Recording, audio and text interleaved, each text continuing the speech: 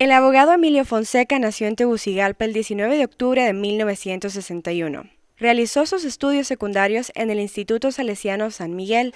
Estudió la carrera de Derecho en la Universidad Nacional Autónoma de Honduras, donde se graduó y obtuvo una beca para estudiar en Brasil, donde recibió un posgrado en Política Internacional. Participó varias veces en la versión nacional del Festival de la Organización de la Televisión Latinoamericana, OTI, ya desaparecida, habiendo logrado ganarlo en 2 ocasiones. El abogado también tiene vastos conocimientos sobre temas relacionados con la política, historia, leyes, entre otros, y logró publicar 3 libros de poesía, llamados El Carcelario, Soledades y La Canción del Caracol. Sean bienvenidos todos. El día de hoy tenemos una entrevista con respecto al desarrollo a través del tiempo. Es para la clase de Técnicas de Comunicación, sección B, con la licenciada Joana Aguilar. El día de hoy tenemos el honor de tener con nosotros al abogado Emilio Fonseca, quien nos estará ayudando con un cierto tipo de preguntas. Muchas gracias, Andrea, es un gusto para mí poder compartir con ustedes y estoy a sus órdenes. Muchas gracias. Abogado, entonces voy a empezar con ciertas preguntas que me gustaría que le voy a dar unas opciones y usted me dice cuál es la que usted piensa que va mejor con la pregunta, ¿ok? Entonces, ¿cuál cree que es el principal problema de Honduras con relación a la falta de desarrollo? ¿Es la falta de educación, la corrupción, inseguridad, la falta de inversión o la falta de oportunidades? Fíjese que en realidad los problemas de todos los países, no solo de Honduras, son multifactoriales. Todo lo que usted menciona ahí es en sí parte de la respuesta. Creo que todo está relacionado en el desarrollo de un país con la educación. Pero no se puede hablar de educación si no pensamos en una educación integral, una educación orientada hacia ¿qué? Hacia un plan de nación. Una nación, ¿cómo elabora sus planes de desarrollo? A través de conjunción de ideas. La conjunción de ideas se obtiene dándole oportunidad a las distintas formas de manifestación social que hay, sean los grupos organizados, sean los grupos estudiantiles, sean los grupos económicos, las religiones. Hay una serie de grupos que tienen que integrarse. Cuando una nación se organiza en forma básica, se adquiere lo que se llama un pacto social. Todos nos ponemos de acuerdo para ver qué es lo que queremos llevar a cabo como nación. No podemos decir solamente, nos vamos a desarrollar, vamos a convertirnos en los Estados Unidos de Centroamérica, pero ¿y cómo lo vamos a hacer? Entonces, ¿con qué contamos? ¿Cuáles son nuestras fortalezas? ¿Y cómo pensamos desarrollarlas? Todo en el fondo, ya en último grado, dependerá de una repartición adecuada, no solo de las tareas, sino de los beneficios que esas tareas impliquen. Bueno, y con respecto a eso, ¿cree que se pueda mejorar? Mire, en Honduras no se ha hecho un esfuerzo serio nunca por establecer como prioridad la educación.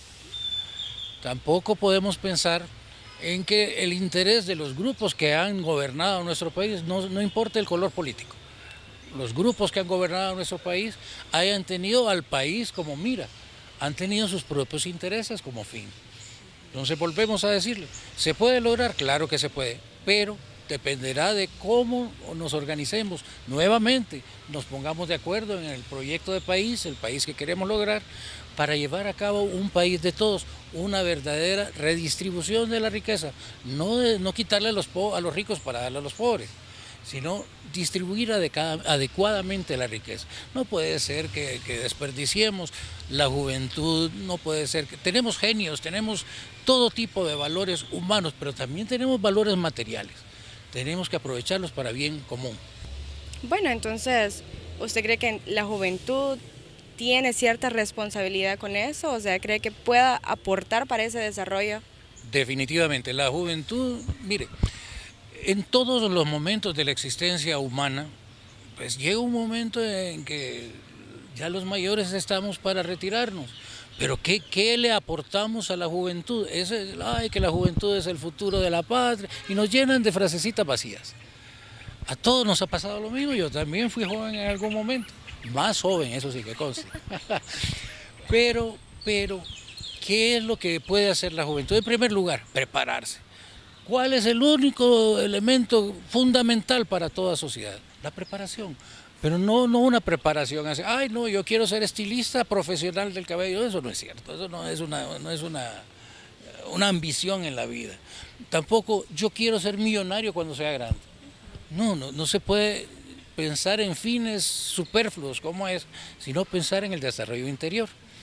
Entonces, ¿cómo obtengo yo desarrollo interior? Estudiando lo que me gusta. Eso es fundamental, que los padres se olviden de eso de tenés que ser ingeniero como tu papá. No. ¿Para qué tenés habilidades? ¿Cuáles son tus capacidades? Como dice la misma Biblia, ¿cuáles son tus talentos? Y aprovéchalos en tu propio beneficio. Eventualmente, aprovechar los talentos para el propio beneficio redundará en beneficio social. Muy bien, ok. ¿Y me podría decir en qué década del país ha sufrido la peor etapa en cuanto al desarrollo? Fíjese que, bueno, tendría yo que conocer todas las épocas del país, pero pensemos en contexto. ¿Cuándo nace Honduras como país independiente? ¿1821? No. ¿Por qué? Porque inmediatamente nos anexamos a México.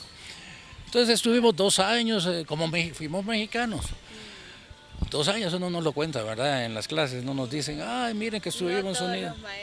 Muy bien, y tampoco nos cuentan que José Cecilio del Valle fue canciller de México. Tantas cosas que no sabemos. Entonces, así mismo nos han mantenido. En este momento el gobierno nos puede decir maravillas, el crecimiento económico del país es un 3%, nunca antes, y es cierto, nunca antes el país había tenido este desarrollo. Pero eso tiene una respuesta muy sencilla, una explicación muy fácil. Nunca antes habíamos tenido tantos habitantes, nunca antes habíamos tenido las situaciones económicas que tenemos ahora. Cada momento es individual. Ahora, si pensemos en los momentos históricos que han sido hitos. Así como, por ejemplo, décadas de los 80-90, de los 90 a los 2000, de los 2000 a eso me iba a referir. Del 2010 al 2010. Pensemos en los hitos históricos de Honduras. Sí. Después de la independencia, viene el movimiento de Morazán, después viene la reforma liberal, esto fue a finales de los 1800, ya 1880 por ahí, viene Marco Aurelio Soto. Se hace la reforma liberal y se constituye Honduras como país. ¿En qué sentido? Pues nos empiezan a hablar de los héroes patrios, nos empiezan a hablar de una educación y nos empiezan a hablar de próceres. Ese fue Marco Aurelio Soto. ¿Con qué objeto? Es que nos sintiéramos orgullosos de ser hondureños. Ahí aparece ya el indio Lempira, aparece el Padre Reyes, aparece Dionisio de Herrera, el sabio Valle.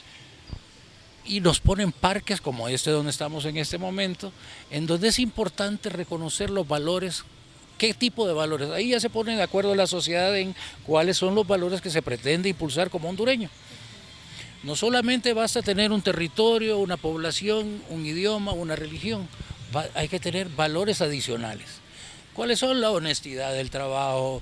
En el caso de Lempira, aunque Honduras no existía en el tiempo de Lempira, se nos dice que él defendió la soberanía. No, él estaba defendiendo su propia tierra que no se llamaba Honduras. Pero bueno. Entonces sí existió. No se llamaba Honduras. Lempira sí existió, claro que sí. Hay libros maravillosos, les voy a recomendar, ya que estamos en un paréntesis. Los últimos días de Lempira, El Lempira, con E antes de la L, escrito por Mario Felipe Martínez Castillo. Ahí cuenta cómo fue la verdadera muerte de Lempira. Pero, Andrea, y esto es importante, tenemos que rescatar a los otros héroes indígenas. Usted ha oído hablar de Piscuara, Toreba, Sicumba, Benito de Comayagua, Copangalel. Incluso Gonzalo Guerrero, que fue un español que peleó aquí, que murió peleando en una batalla naval en el río Ulúa. Todos esos detallitos que yo le veo la cara y yo sé que no había oído mencionar todo esto. Cuando a uno le dicen los icaques, que es un nombre inapropiado porque ellos se llaman tolupanes, los icaques les decían a ellos despectivamente. Ellos nunca se rindieron a los españoles. Y ahí están relegados, olvidados. Bueno, ese es el destino de nuestras etnias. Ahora, volviendo a lo que decíamos, la juventud. La juventud es, y va a seguir siendo, independientemente de la época, la única fuente inagotable de trabajo real del país. Si preparamos a nuestra juventud, el desarrollo del país estará asegurado, pero tenemos que orientar. Yo viví en Costa Rica algún tiempo, antes de que entrara una empresa Intel, que llevaron circuitos electrónicos Y toda esa generación de ticos se orientaron a sacarles técnicos en computación para esa nueva empresa, una empresa que invirtió cantidades navegables de plata. Lastimosamente ya se retiraron de Costa Rica y aquellos quedaron con una mano de obra calificada, pero no a dónde aplicarla.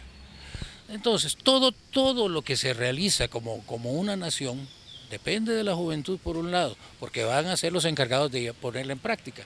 Pero, ¿cuál es la función de los que ya tenemos, ya hemos alcanzado un cierto grado de educación?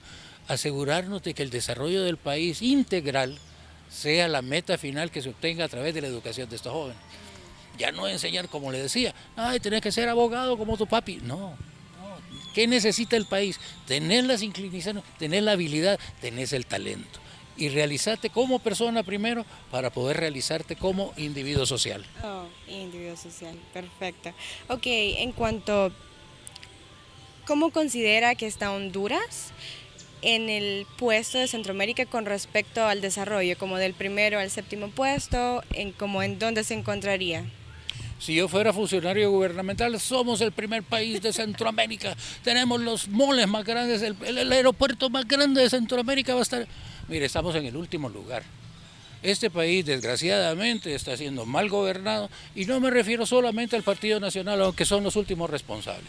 Esto viene secularmente siendo mal gobernado. Desgraciadamente, la riqueza particular y personal y los intereses particulares y de grupos económicos ha sido el único interés de los gobernantes. A partir de eso es el actual desastre. Mientras los intereses económicos no sean la única mira, la única ambición que demuestren nuestros gobernantes, el país no va a desarrollarse ni a progresar. ¿Cuándo cree que empezó ese interés? Mire, le voy a dar un ejemplo muy lejano. ¿Quiénes mataron a Morazán? La iglesia, Francisco Ferrera, que era su gran enemigo y era hondureño, Federico Chatfield, que era el representante de la Gran Bretaña, y el mismo Braulio Carrillo. Se confabularon los intereses económicos con los intereses eclesiásticos y mataron a Morazán. ¿Qué ocurriría si Morazán naciera en este momento? Lo vuelven a fusilar. Entonces, si nosotros pretendemos un desarrollo de Honduras, ¿en qué lugar está? En último, pues si eso basta con asomarse a lo que dice la CEPAL, en desarrollo humano, el último país, y no a nivel centroamericano, que es lo más serio, a nivel mundial. A uno le dicen el país más seguro, uno puede volver a caminar, y lo dice rodeado de guardaespaldas, el presidente de la República, el que ocupa la presidencia. Yo no le quiero politizar su entrevista. Ok, hablando de gobierno y política, entonces, ¿cree usted que el gobierno hace todo lo que está a su alcance para mejorar el desarrollo del país? Mire, el gobierno está tapando huecos. Si usted se fija, aún los empleados gubernamentales se quejan porque tienen 4 o 6 meses de no recibir sus sueldos. ¿Qué quiere decir eso? Que las partidas asignadas por el CIAFI, por el Ministerio de Economía, que se llama ahora CIAFI, Secretaría de Finanzas, está utilizando dineros que ya estaban programados para una cosa, para otra. ¿Pero por qué es eso? Porque el país no está produciendo. ¿Y por qué no está produciendo? Porque se requiere inversiones, porque se ha quedado sin incentivos. Es el país que paga más impuestos en América Central, es la gasolina más cara de América Central. Para constituir una empresa, requisitos, hay 150,000 requisitos para poder fundar una empresa. Y luego, una vez fundada la empresa, le caen 50,000 impuestos, y luego le caen las maras con el impuesto de guerra. Finalmente, no se están generando empleos, la gente está migrando, nos están regresando. Mire usted qué fenómeno más triste. La gente que está manteniendo la paridad, no la paridad, por eso sería que estuvieran al mismo nivel, manteniendo el valor del empire en relación al dólar, son los migrantes. Pero los migrantes, nuestros aliados de los Estados Unidos, nos los están regresando. Esta gente tiene que empeñar hasta su casa para poder adquirir, 100 dolaritos con los que se van a ir, y se los roban en el camino. Y luego lo mandan de regreso y ellos tienen una deuda que no pueden pagar. ¿A qué vienen? A que los maten. Y los que logran sobrevivir, que no tienen empleo, que no tienen educación y que se han quedado sin casa, ¿a qué se pueden dedicar? Y entonces aparece la serie de gente muerta en las calles. Sí. Y le llaman todavía limpieza social. eso es un insulto a nosotros mismos y además un insulto a la inteligencia. Es un círculo vicioso. No se puede pretender el desarrollo de un país, primero, si no se les da oportunidad a las personas. Volvemos. Educación. ¿Por qué no hay educación? Porque la gente educada no volvería a votar por los mismos gobernantes que los tienen en el suelo. Básicamente por eso. Porque no serían borregos que irían al matadero en cada elección. Sí, porque la gente cree que sí hay educación, solo que la gente no aprovecha. No creo que sea el caso. Es que saber firmar no quiere decir que sé escribir. Y leer el periódico no quiere decir que leo. Hay grados y grados de cada cosa. Sí. Ok, entonces para usted la migración es un problema que se ha debido a la falta del desarrollo del país. Mire, el desarrollo y la migración son cosas no necesariamente consecuencia una de la otra. La migración se ha dado en todas las épocas, ¿por qué? Porque vivimos en un país tercermundista, y no sé cuál es el segundo mundo a todo esto, pero el nuestro es el tercero. Ha de haber algún limbo ahí de por medio. En todo caso, no hay expectativas reales para una persona. Si usted supóngase que saca una ingeniería y su afán es poner una firma que se dedique a ofrecerle proyectos al gobierno para construir, digamos, un trans que sí funcione, ¿qué oportunidades reales tendría de que su empresa gane la licitación? Tendría que tener ¿qué cositas? Mucho dinero de por medio, muchos contactos y política. La política estaría soltar dinero para arriba y para abajo para que misteriosamente se le asigne a usted la licitación. Eso ocurre con todas las profesiones. Sí, en mi caso, ser abogado, yo hubiera querido estudiar derecho mercantil y dedicarme solamente a escriturar para un banco. Sin embargo, todos los bancos tienen su firma de abogados, ahora ya hijos de los dueños de los bancos, que no van a soltar jamás esa minita de oro. Y en Honduras no hay 50.000 bancos. Bueno, entonces olvidemos el derecho mercantil. Vámonos entonces al derecho penal. Pero es que aquí matan a los abogados que se dedican a defender a ciertos... Uno tiene la obligación como profesional en cualquier rama de atender a toda la gente con lo mejor de su esfuerzo. ¿Se puede hacer eso en Honduras? ¿Cuántos abogados han muerto en los últimos 5 años? Bueno, y lo mismo pasa. Ahora veamos los médicos. Si un médico decide que no resiste porque su conciencia social no le permite ver el estado en que están los hospitales públicos del país, de repente aparece amarrada de pies y manos la doctora porque olvidó una pieza en el interior de un paciente y creen que uno no va a ir sumando 2 y 2. ¿Por qué empiezan a señalar negativamente al gremio médico? Misteriosamente, cuando ocurren esas protestas del gremio contra la injusticia en que están ocurriendo, la mala distribución de los ingresos hacia la medicina pública, ¿para qué? Para privatizarla. Todo está relacionado. Entonces, el desarrollo del país, ¿cómo se va a lograr? Eliminando todas esas taras, toda la corrupción. Obviamente ese es un país imposible, pero reduciéndola a su mínima expresión. Ok. ¿Y considera que el aspecto cultural es esencial para el desarrollo del país? Mire, volvemos a lo que le decía hace un ratito. No, lo que le decía hace un ratito. ¿Cómo concibió la reforma liberal? Conste que la reforma liberal a la que se refería Marco Aurelio Soto no es Partido Liberal y Partido Nacional, nada que ver. Bueno, en ese entendido, ellos concebían primero crear, no solo bastaba el territorio, la población, el idioma, la religión, sino una identidad nacional. Y entonces aparecieron los valores que tenemos, los personajes que representan los valores que pretendemos como sociedad. Muy bien. ¿Cómo logramos que eso se readquiera? No es poniendo otra vez la clase de moral y cívica y la de urbanidad, no, es una práctica consuetudinaria. Le voy a dar un ejemplo. Cuando uno lee los diarios o escucha las noticias en este momento y le dice un acusado, no voy a decir nombre porque como no ha sido sentenciado, todavía es inocente. Muy bien, le dice el acusado, es que yo no me robé ese dinero, si devolvimos X cantidad, de los 12 millones devolvimos 4, en realidad solo son 7, pero ese es un arreglo, una cosa que podemos arreglar contablemente. ¿Cuál es el mensaje? que devolviendo no existió el robo. O sea, que si yo mato, pero le pago a la familia el entierro, ya no maté.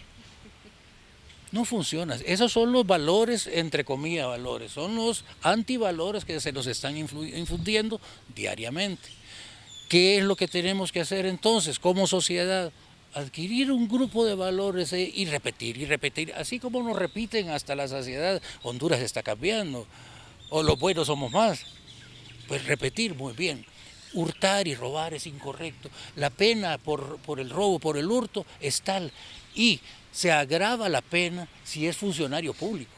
Si su obligación era tal y no la cumplió a sabiendas, se le aumenta en tantos años. Y además que vayan a la cárcel, no que vayan a un batallón con aire acondicionado. ¿Cómo es eso de que hasta para ir a la cárcel hay privilegios? ¿Diría usted que entonces es el mayor desafío, los antivalores que se están inculcando para el desarrollo del medio? Mire, es que no podría poner una escala. Es decir, si desde el púlpito de cualquier iglesia se nos está diciendo, una forma de corrupción, ¿cuál es? Aceptar un cargo público para el cual uno no tiene las capacidades. ¿Para qué se forma un sacerdote o un pastor? ¿Cuál es su libro de referencia? La Biblia. Muy bien, pero necesitamos un administrador de empresas que sepa administrar una oficina estatal, que sepa de costos, que sepa de cantidades, que sepa hasta las leyes. ¿El pastor tiene esa capacidad por haber leído la Biblia? ¿O el cura? No. Entonces, a sabiendas de que no se cuenta con las capacidades, aceptar un cargo público es una forma de corrupción. Volvemos entonces a qué valores son los que nosotros no podemos tener dentistas encargados de la Cancillería, no podemos tener chefs como viceministros de turismo. Eso es corrupción. Ok, entonces, ¿cuáles serían las estrategias que podríamos realizar para mejorar el desarrollo del país? Muy bien. Honduras es un país que tiene muy claras cuáles son sus líneas de desarrollo. Turismo. El desarrollo de las empresas turísticas, el desarrollo de los centros urbanos en los alrededores de esos centros turísticos. Pero para eso necesitamos diversificar la educación.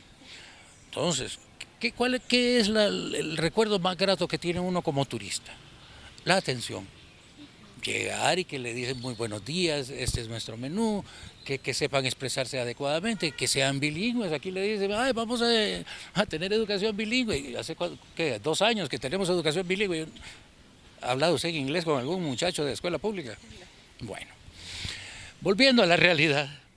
Entonces, pero independientemente de cuáles son esos esquemas, porque tenemos minería, ahora resulta que tenemos petróleo, pero que tienen oculto el contrato, porque es un contrato leonino. Empecemos por eso, por deshacernos de esas leyes que impiden la claridad. Metamos a la cárcel a los pícaros. Los corruptos no pueden seguir gobernando el país. No podemos desarrollar un país porque lo único que estamos haciendo es enriquecer más a los que ya son ricos. Y estos se están poniendo en los puestos claves del gobierno a quienes les permitan mantener esas riquezas por encima de la vida y muerte de las demás personas. Pretendemos tener una democracia, entonces que se respete el voto de la mayoría. La democracia no es una forma de gobierno, es una forma de elección. La forma de gobierno la determina la economía aquí es capitalista. Bueno, dentro de ese sistema capitalismo elijamos democráticamente a nuestros gobernantes, pero no es el capitalismo salvaje que solo pretende el enriquecimiento de una... Eso no es el verdadero fin de una economía ni de una sociedad. Ok, entonces ya para concluir, los mayores desafíos que tenemos, bueno, no solo lo podemos encasillar en solo uno, ¿no? Sería todo lo que me ha venido diciendo, antivalores, respeto, educación, no como lo pinta ya los partidos políticos o la sociedad, que sí hay educación o que sí hay seguridad, sino que ese sería como todo eso lo encapsularíamos en lo que nos hace falta para un mejor país y para un mejor desarrollo. Mire, yo quisiera tener una respuesta mágica. Sí. Un partido político que hiciera realidad todos los sueños. hombres puros y limpios, gente que solo le faltaran las alitas para salir al cielo directo. No existe, eso no existe. Necesitamos un pacto realista con nuestra propia realidad. Honduras es un país pobre, pero con mucha riqueza. Eso es una contradicción absoluta. No podemos seguir siendo pobres con todas las riquezas que tenemos, que nos dio la naturaleza, que nos dio Dios, como ustedes lo quieran poner. Pero no existe una respuesta mágica. La juventud tiene ese reto, buscar dentro de sí misma. Desgraciadamente los ejemplos que está recibiendo no son los que debe seguir, pero ya lo notaron. Los jóvenes no están de acuerdo con lo que está ocurriendo. Y hablo de jóvenes en general, espero yo que la mayoría. Pero mientras no se le dé una educación adecuada a los jóvenes, ¿y cuál es una educación adecuada? Bueno, que inspire valores morales correctos. No decir, si robo y devuelvo lo robado, no robé. Eso no funciona así. El robo se mantiene. Entonces, cuando uno comete un delito, a la cárcel. O si es una falta, pues un castigo aunque sea moral. Pero aquí ni siquiera eso, los están metiendo una semana y después salen como héroes, me maltrataron mi honor. No es posible que después de 150 años que mi familia ha estado en el gobierno. No puede ser, no puede ser. Eso es lo que tiene que hacer la juventud. Abrir los ojos y aprender de los maestros, que sí los hay, que valen la pena. Claro que sí. Bueno, le agradezco mucho por haber compartido. Andrea, un placer. Y bueno, espero que esto que acabamos de decirle a los jóvenes que vean nuestra entrevista, de verdad le abran los ojos y podamos continuar con el desarrollo del país. ¿Okay? Bueno, entonces, muchas gracias y tengan buen día.